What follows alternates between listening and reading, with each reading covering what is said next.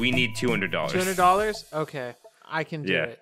And I think that would be worth the experience. Hello. Oh, it's definitely worth it. And welcome. My name is Alex Gonzalez, and with me today is my good old friend, J.E. Hey, that's me. And please remember that we are not game devs. How are you doing today, Jay? I'm doing pretty good, Alex. How are you doing? I'm doing okay. Cora's doing all right as well. Yeah, I walked her today. I played with her. I threw fetch. We did tug of war. And then I decided, let's try to mentally tire her. So I did training where I had her stay at the door. I had her, I opened the door. I walked away out of sight and she still stayed, which was great. But those are not the tricks that we are talking about today. Today, we are creating something new. Every week, We Are Not Game Devs will create a new, exciting video game idea that we have always wanted to play, but do not have any knowledge or know how to create the wonderful experience that are video games. And today is my turn to present We Are Not Game Devs' 124th IP. And we're going to begin with this basic concept. And to be honest, I've been pretty excited to present this idea. Okay. I need to find it real quick. Ooh, complicated.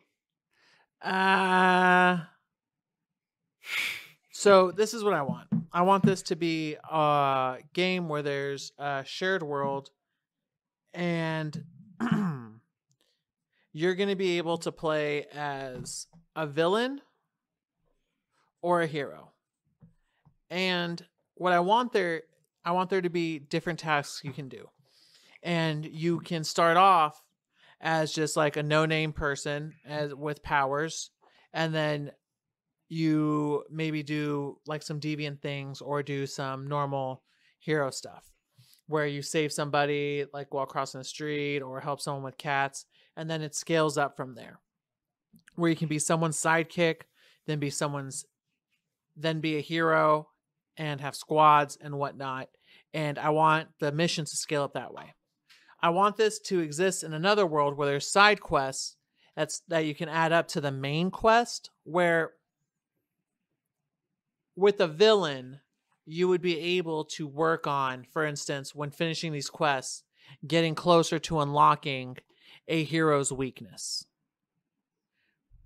And I want there to be AI as well as player heroes and villains. And I would want it to be on the hero's opposite side, where if they do a main quest, they find a clue that leads them to the hideout of the villains. Now, I want this world. This is where it's going to get complicated. I want there to be different hideouts and stuff that are PvP zones that people can take over, and then those spawn different quests. For instance, if the villains take over the sewers, where it's naturally more aligned to them, they now spawn different quests where they can maybe poison the city or bomb under the bank and stuff like that. This is very ambitious. Do you think we can make this? Oh, whoops. Wrong podcast. Do you think we can do this? Most definitely. I already have multiple ideas spinning. As you know, I play all of these type of games. Every single one of them, I probably Now, I want this to be unique, though, because I don't want it to feel like a chore. And I want you to feel like a hero or a villain here. I don't want you to feel like you're checking off boxes, as too many games make you do. Where it's like, oh, I'm Thor checking off boxes, but you're not Thor being Thor. Right. Not to call anybody out. It's just that's the first one that came to my mind. The game that comes to mind the most in terms of what I want to frame the style of it, especially with the later editions that you just told us about, is The Division. Never played it. I've only played a little bit, so I'm not an expert by any means, but there are areas called the Dark Zones where PvP is allowed, but there's also AI in there and you could do whatever.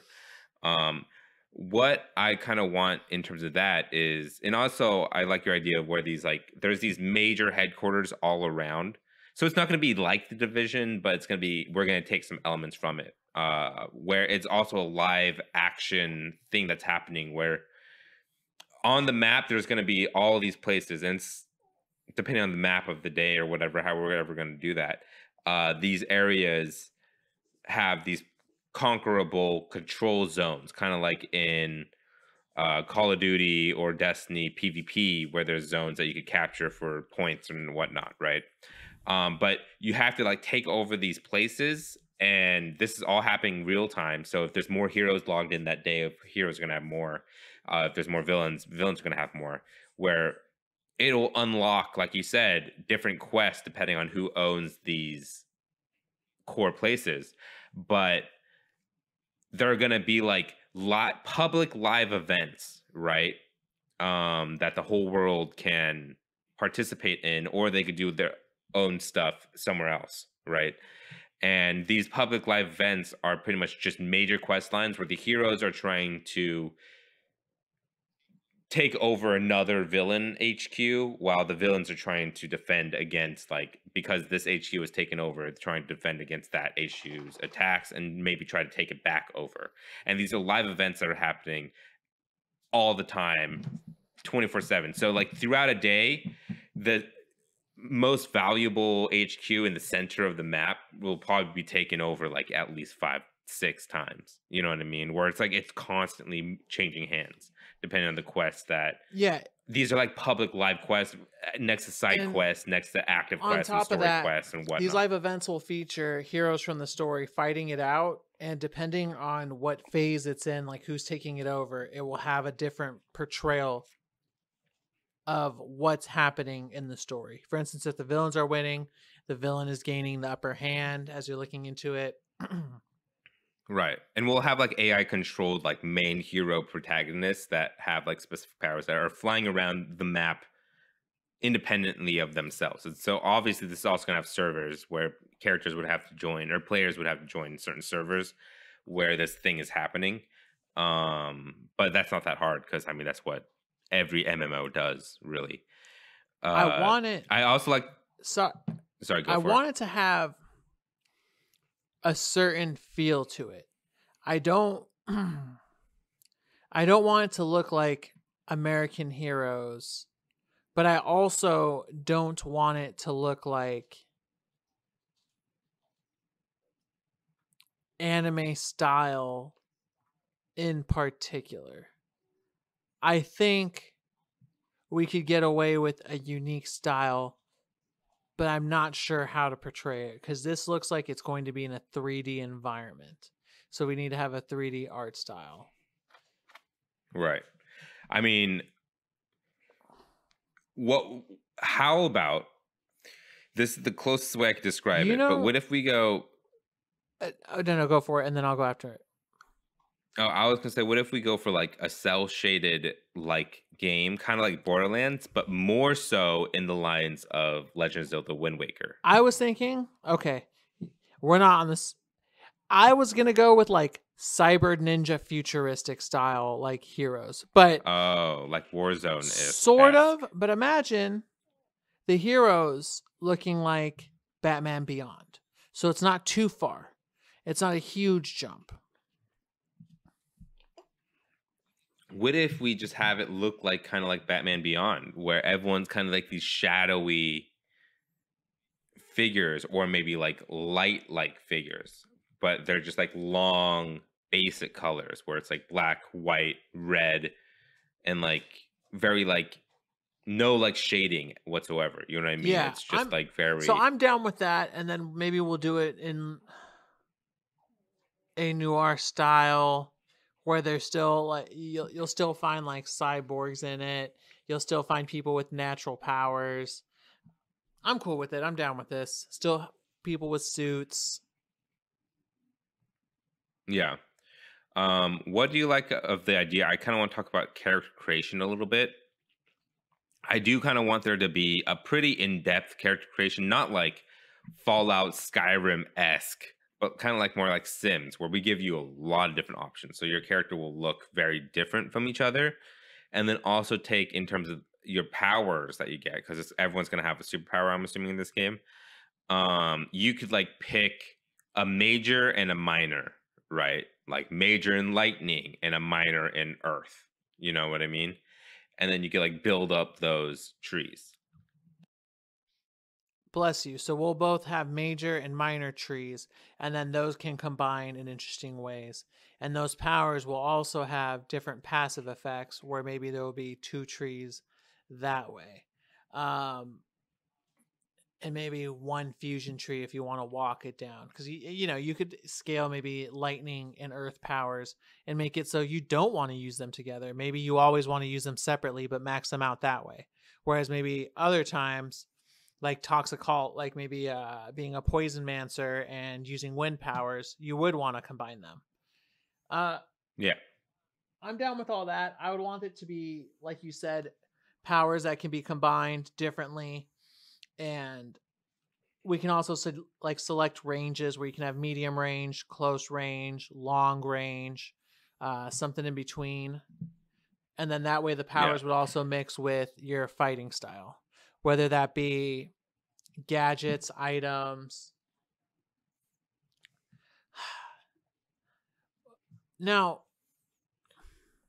do you think with these options we could create, so there'd be melee attacks, there would be gadget attacks, and then there would be, I guess, weapons that you could choose. There would be two different kinds of powers. I think we could map that to a controller where it's B and A for the different powers, and then you would have the other two buttons to use for melee or long distance. It would just be your weapon buttons. And then you could combine those by hitting, let's say, square and triangle to you infuse your element with your melee, or X and triangle at the same time to infuse your element with the other melee. Now, this is just a sample map. I think you could also, hold L1 and do the same thing, or an L1 and R1. But So you want to go in that direction. I want to kind of go in a different direction where it's more like Diablo, where and then let's say it's mapped to control. And I don't know how Diablo does it, but how I imagine it would work is for, let's say, your distance spells, quote unquote, you would hold triangle and then move like an analog stick to pick a spell from a wheel. But if you want a melee attack, you would hold X and then pick a ability from a wheel there. But if you just want a basic old attack, you'd just be like R2 or something like that. You know what I mean? But for like your abilities and skills and spells, I feel like it would be like hold a button and a wheel pops up, and then you could pick a whole so bunch from like a skill tree that I you would built. argue that the way that controller and that fighting style, it favors death and it favors accomplishment. Whereas what I want in terms of the character, like fighting, I want it to be fun just doing the thing. I don't want it to be fun because you're going to kill a bunch of people, or it's going to be fun because it's going to look cool or do a lot of damage. I want it to be fun while doing it because of all the reasons, where it feels impactful, but you also feel like you're having reasonable participation. Because in Diablo, sometimes, depending on the character, you're pressing these buttons and then just watching it happen. Whereas I want you to feel like Yeah. you're participating in it somewhat by maybe pulling off combos and So stringing things together. I was gonna say you want kind of more of a But combo based something easy, yeah, combat. where if you understand how to do combat with one system, you will reasonably be okay at the others, but you're gonna have to play it for some time to understand the intricacies and maybe really good combos. You're like, oh no, I have to hit these inputs like this to get a very good combo with this system or these two types of powers. Yeah. So in that case, what's gonna probably end up happening would be whatever your major tree is, that'd be your like default for everything. But then your minor, you could press specific buttons to add that element to whatever And I think it would you're gonna cast. And it would create some really cool situations where, you would have, let's say there's a cyber ninja class like I had suggested before. And he has shuriken that he fires out of his wrist. Normal shurikens, he fires 3. They flow. Let's say he uses wind powers. They accelerate much faster, almost like it's a hit scan. If he's in poison mancing, they do poison damage, which also does damage over time. But I think it would be cool to mod stuff that way, where every hero, even if maybe they choose a lot of the same powers and stuff, will have things slightly different. Yeah, well, I see that the player would get skill points to allocate in whatever they want, you know, and there'll be different skills that you can map different buttons. But I mean, we're talking about all these powers being more elemental, but I also see like certain teleport or like powers like teleportation, where like if you have that as your major and like lightning as a minor, where like you whenever you teleport wherever you left, there's like a lightning. Oh yeah. Area And of effect attack and that stuff would like also that. Like it could be all different things, not just like oh elements, yeah, I'm just leaning into the elements because it's easier to understand, but definitely. So with the shuriken, if you have a teleportation power, you're going to be able to either teleport and throw the shuriken, or you throw the shuriken and then they teleport and jump, and you can have it done that way. Yeah, and yeah, you could just get different powers in there, and then like DLC would be like just adding new power trees. And these trees, you at first you start in part of the story that's like the skills that you're gonna have, but somewhere down the line in the story and in the regular game, you could switch those out whenever, but they're just gonna have different trees for each one. You'd have to level them up if you do happen to switch your main tree out from teleportation to like metal manipulation or whatever, you know what I mean? My god, this game is going to be so crazy to design if there's metal manipulation in there too. Like someone just sitting there, if they get strong enough with metal manipulation and they're just destroying levels. Well, I don't think it'd be more in the environment. They'll just have like metal powers for themselves. I would assume. I would want some environmental powers, like have a couple where in the course of this game, everyone would understand the height of everyone's powers, because that's just how MMOs go. You know, if you see a maxed out warlock, there's only a couple possibilities of what its moveset's going to be. So I'm sure for like a metallurgist, you would think, oh, he's maxed out, so he can definitely rip out that street pole. He can definitely like bring that car to him, but that's about the most he can do. I think we would have but it's not. But we wouldn't let them like red fraction it, where it's like they could just destroy a wall and like shape this building into like... So like let's say you're running away from a metallurgist, he wouldn't just start destroying buildings or Inception style where things start folding together. Exactly. At that point it's like, that's what I thought you were talking about, like environmental like elements to it. I was like, no, there's no way where it's like, just because there's a metal car they can't turn it into like a sword and start swinging it around, you know what I mean? It just starts putting things together, so it's like basically a built-up Megazord. You just see in chat, Metallurgy OP. That being said, I mean, obviously, I feel like this is gonna be a PC game first, like launch, and I feel like console's gonna come like way down the line, because I feel like it definitely translates to PC. Yeah, I think it translates to PC way better. Yeah. In terms of loot, what are you looting? Are you looting just weapons, or like also weapons and maybe like Let's do experience or whatever? And there'll be another resource that we'll say happens as a result of people with powers, energies coming together. Because of conflict in this universe, there's a certain element that gets created when two powerful forces hit each other. Let's say an unstoppable force meeting an immovable object.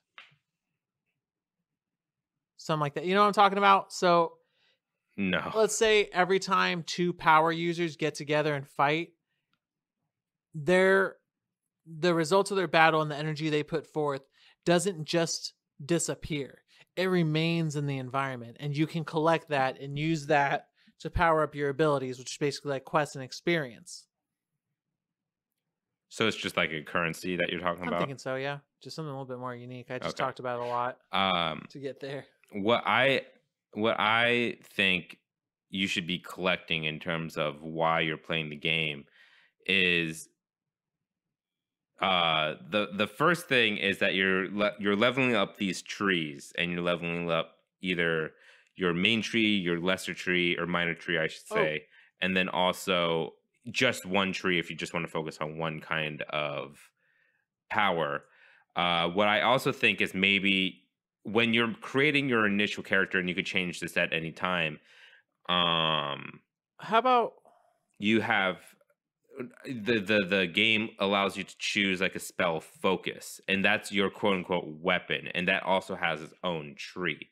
So you could choose like a staff or shurikens to focus, like something to focus your spelling on, and that also creates new skills and new abilities, and also um different combos to use your spells on. Like a staff user, the spells and your basic attacks would differ with if you have a staff versus like shurikens, you know what I mean, as your spell focus. I like all that. And I was thinking instead of money or a currency, heroes and villains don't really pay for things. Let's use reputation instead. So if you have a reputation in the city, it unlocks different amounts of clothing, different amounts of pool, maybe different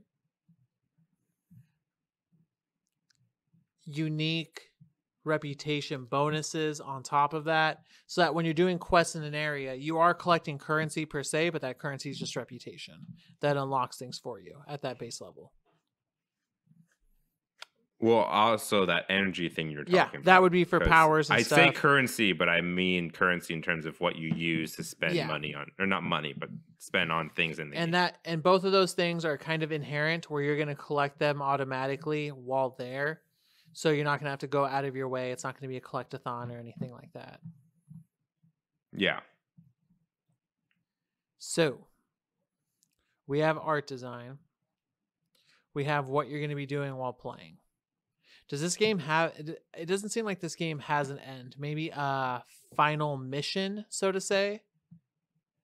Well, I mean, how a lot of these games of service games go is they'll have their main story, but at the end of it, either the big bad for that arc is killed, but there's an overarching bad thing that's happening that you're trying to solve, or you beat it, and everything that you do for the open world stuff is just the aftermath of what just happened.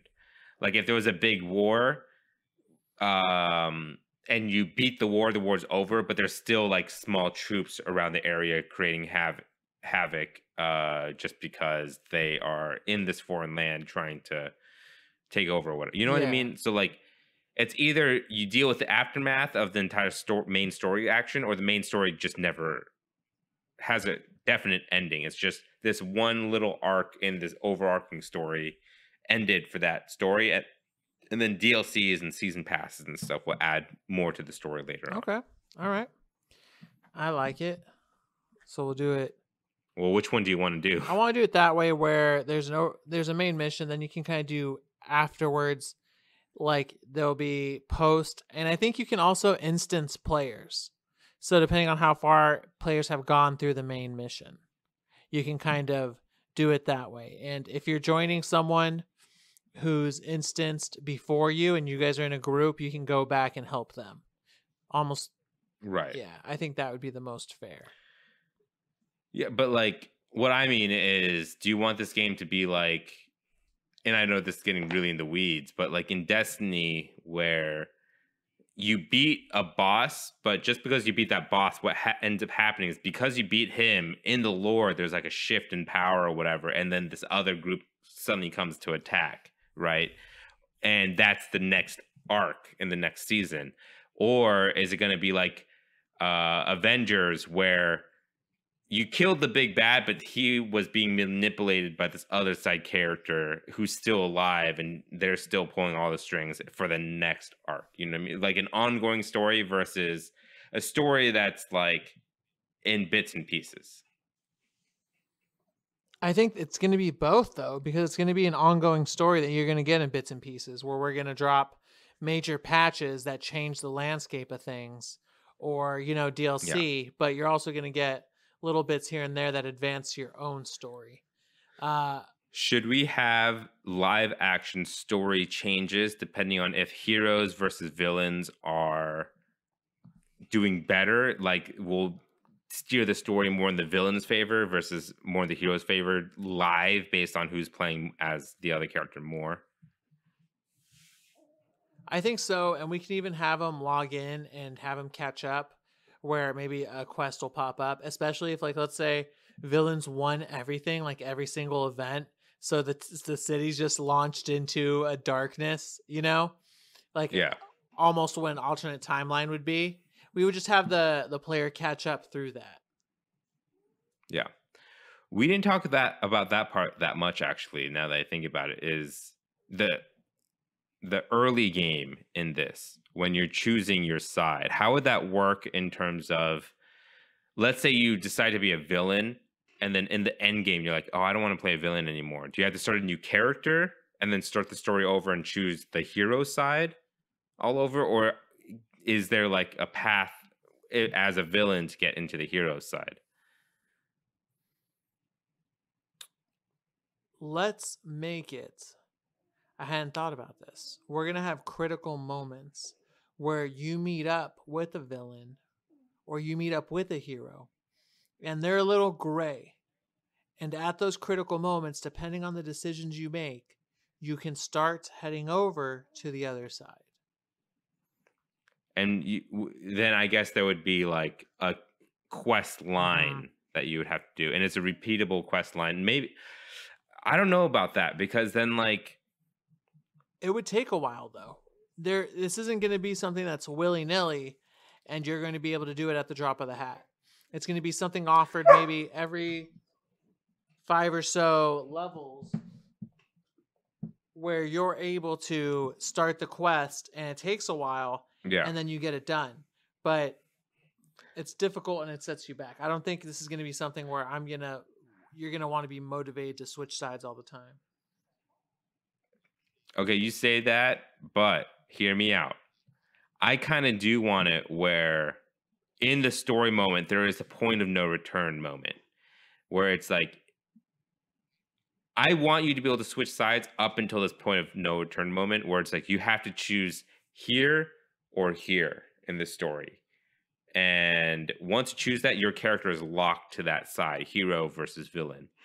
And I just feel like maybe especially if this is a PC game to start, what I imagine it to be like is you get 2 hero slots for free, one for hero, one for villain. You could go both villain or both hero or whatever, but then you could pay to add more slots for heroes. You know what I mean? Kind of like, I'm sure World of Warcraft did this, but like most online games do this on PC. You know what I mean? And then like I could even see in the future, like let's say 4 seasons down the line, to refresh the game in everyone's memory, we add a new DLC where we add like a new faction to heroes, villains, where there's like a whole new story arc, brand new reboot of the season of the game, where we're like, okay, people are like Civil War moment where people are sick of heroes destroying shit. So there's a ragtag group of people fighting both Called the sides to make sure they don't mercenaries cause any or the damage. vigilantes. Yeah. And then from there, we could give the player a new hero slot and then a story moment where you can either change your hero or villain to the neutral slot or just start a new story point and then go into the neutral slot when it gets to that point of no return moment. Okay, I'm down with it. So now we arrive at the critical juncture. How much are you willing to pay for this game? $60. I was thinking the same thing. $60. This game, because of where we're at, I'm probably going to date us. Maybe 70. Maybe your save file will carry over. Maybe there'll be the cloud. That's true. Or, I mean, let's talk about it a little bit. Do you see this more as a PC MMO style game with a subscription service? like Final Fantasy 14, even on console, it has like you get 3 months for free with this much money, but then after that you have to pay $9.99 a month or whatever. And that way, every I'd update say so. they get is Yeah, free and it's that's the way I substantial. like to do it. That way you don't lose the player base. I don't like to sell it piecemeal. And this is for like hardcore. Yes. And then we'll make it so that the game comes out on PS5 and Xbox Series X, where the new generation's able to handle it better. Exactly. All right, Jay. Get that timer out, because we're going to name this game. Go. Right and wrong. No, that's too black and white. Black and white. Black and white's already a game. Yeah.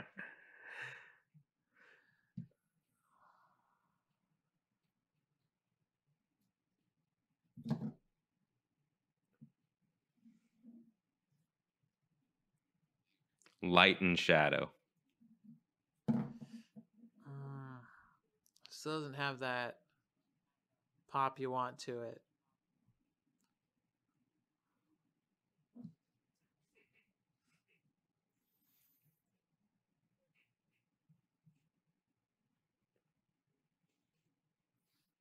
Saviors and destroyers. No.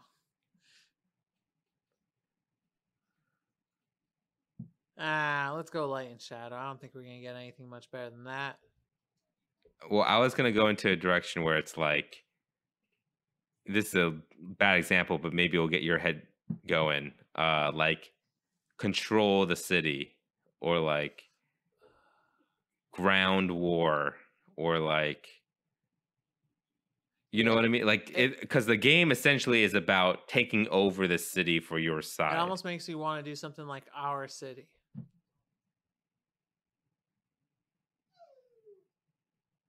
Yeah, that was a bad one, wasn't it? Our City. I mean, does it? Because okay. Eventually, if we do add a neutral heroes line, I don't want to. It would I make just don't more want sense. anyone who says Our City lazily. Now this is gonna date me too and put an age on me for someone to be like, "Oh, Owl City, what?" That planet Earth turns slowly.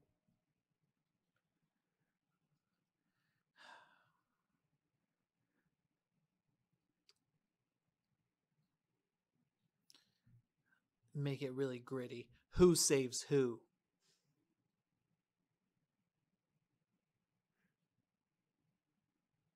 So light and shadow. Yeah, light and shadow at what time? Light and shadow at 2 minutes and 27 seconds. Light and shadow. A hero story, a villain's infamy.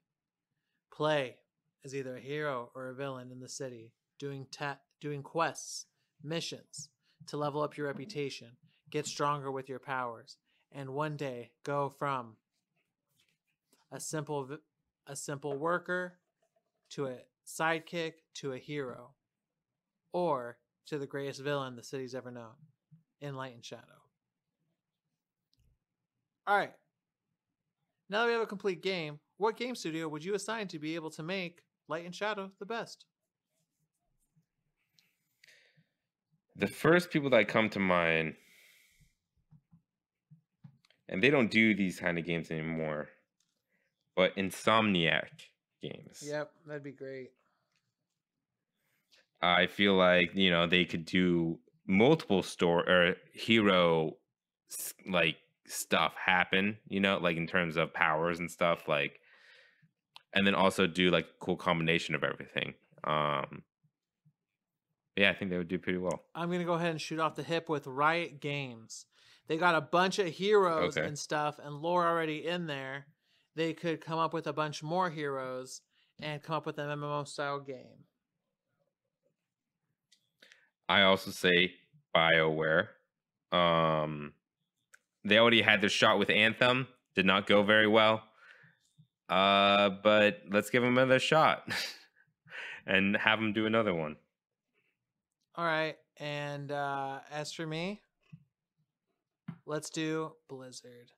I want them to make Oh an yeah. MMO that isn't World of Warcraft, that isn't in the past, but is in modern day with heroes and villains. And I think they would do fantastic at the lore. I also say Proletariat Inc., the developers behind Spellbreak. Proletariat? Because I don't know. Sure. I don't know about you, but while you're describing this, I was like, man, this gives me strong Spellbreak vibes. I did copy a little bit from the elemental stuff. Yeah. Interesting that we both went to Spellbreak.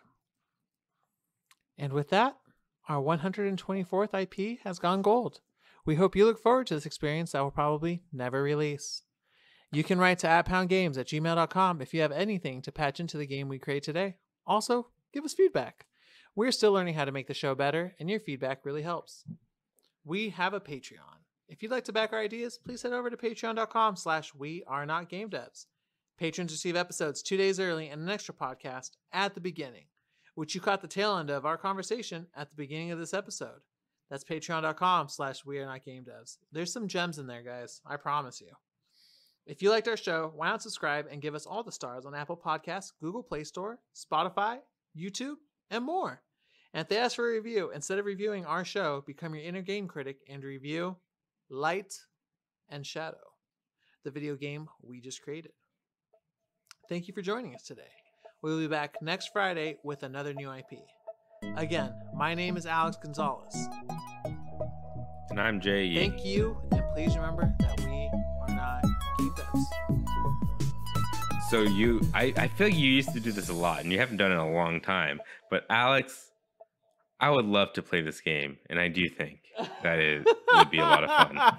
Why do I always do that? I want to play it too. I care about that. I don't know what happened. Well, guys, check that out. And if you want to know, and I'm serious about at the beginning at this point, because we're letting loose like nobody's listening. So someone should really give it a chance and listen. That's true. That's true. We say some stuff that we probably shouldn't because we think no one's listening. Oh, so the archive is great. I can't wait for someone to chip out me talking shit about Paper Mario or sitting there and doing piñata levels.